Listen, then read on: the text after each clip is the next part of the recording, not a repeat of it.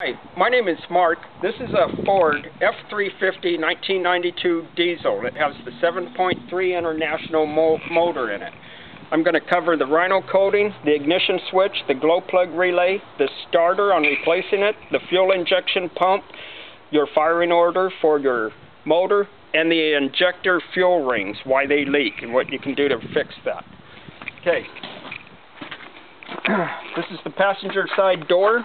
Whenever replacing the motor for your roll-up window, be sure not to leave your door panel leaning on the back of your truck. You will run it over. Okay. I am having an issue. My fender wells, they're chipping paint.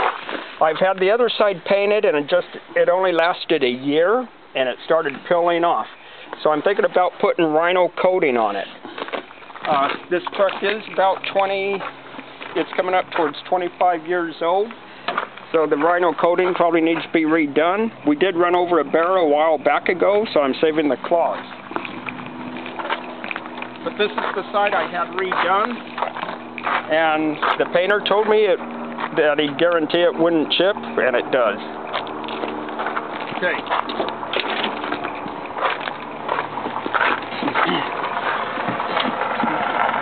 The ignition switch. I'm not going to pop the cylinder out. You can find it on YouTube, but there's a hole up in here. You take a Phillips screwdriver, slide it up in that hole, and you're pushing on a knob in there. You turn your ignition switch, and the cylinder pops out. Then you can slide the next one in. Okay, my wait light is on. However, it's not heating up my glow plugs. I got rid of that glow plug relay. If you're going through your module, the relay switch and glow plugs, throw that relay switch away. It's nothing but a bunch of garbage. I put in a push button with a 70 to 100 amp relay. You hold it in for about 8 seconds, release it, and if your truck doesn't start up because it's still too cold, let it off for a few seconds, push it back in for about 6 seconds, and it should fire right up.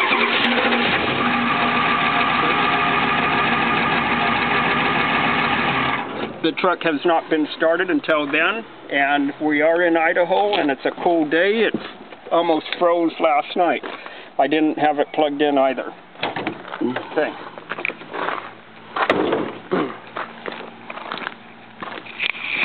About 8 months ago, we were going through Oregon, and I hit a nice-sized deer. It wiped this out, kind of pushed in my brush guard a little bit. So I have to turn my hand to get that open. Okay, give them a show of the motor and everything. This is your fuel injection pump. The injection pump, I've had to pull it, had it checked. You take this piece here off, and there's a knob here. I thought you'd have to get your injection pump, your motor up to top dead center, but you don't. Just pull the injection pump, slide it back in. It has a little notch on it, and it just slides right into a gear in here, and so it's automatically lined up. Your fuel lines, they used to leak. They leaked on me. I replaced the O-rings in it.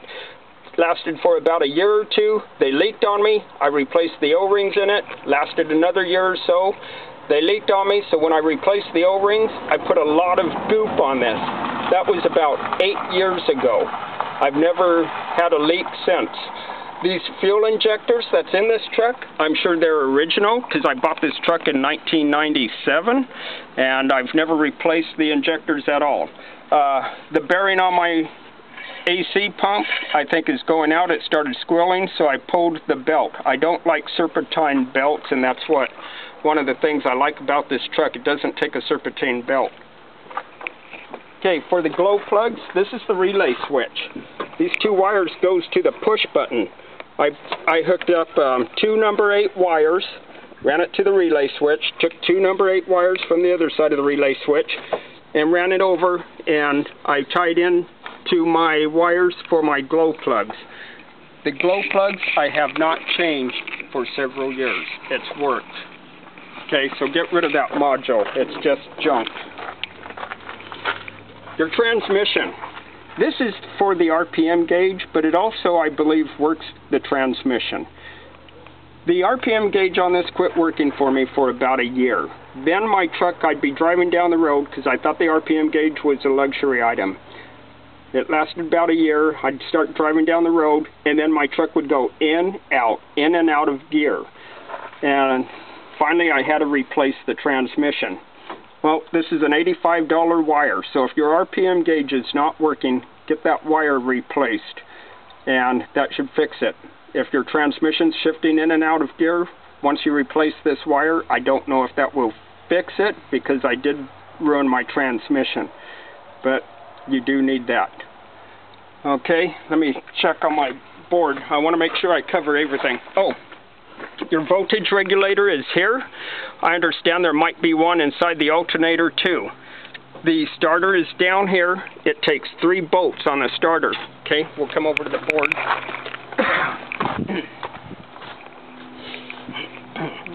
If you're looking straight at your starter, here's the solenoid. You have 3 bolts. This bolt here is a hidden bolt. You need an extension with a 1/2-inch socket.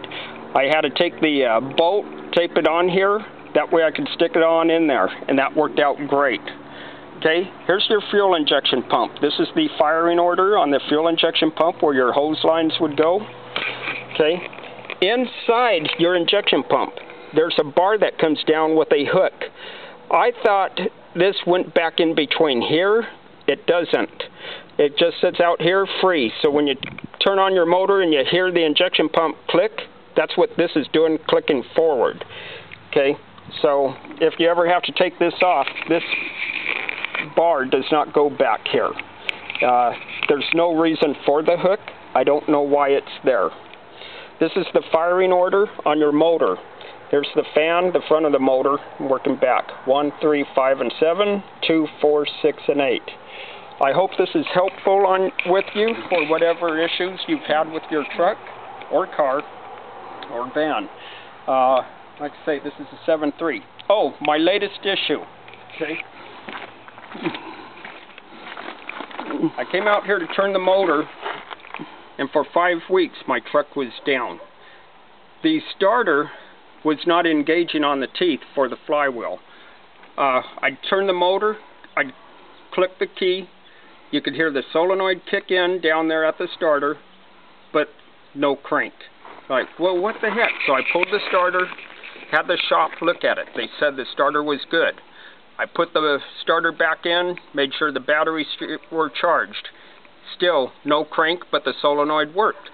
So I pulled the starter, took it to 2 other different shops. Now mind you, I've pulled this starter 2 or 3 times. This took me 5 weeks. Finally, I asked one of the mechanics that I know about taking the truck into his shop. He asked me, have you tried turning the motor to see if it was seized? Okay, no, I didn't.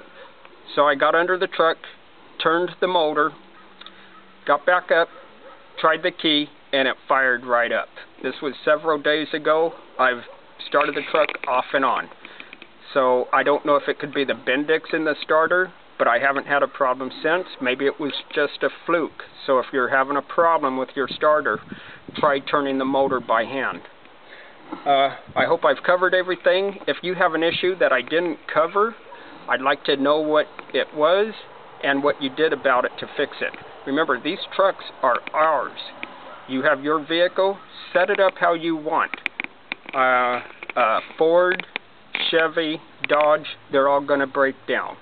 I've had pretty much all of them, and I like keeping a vehicle and getting to know what the issues are before I get rid of them. Anyways, you have a good day, and this is the Redneck Way. Thank you.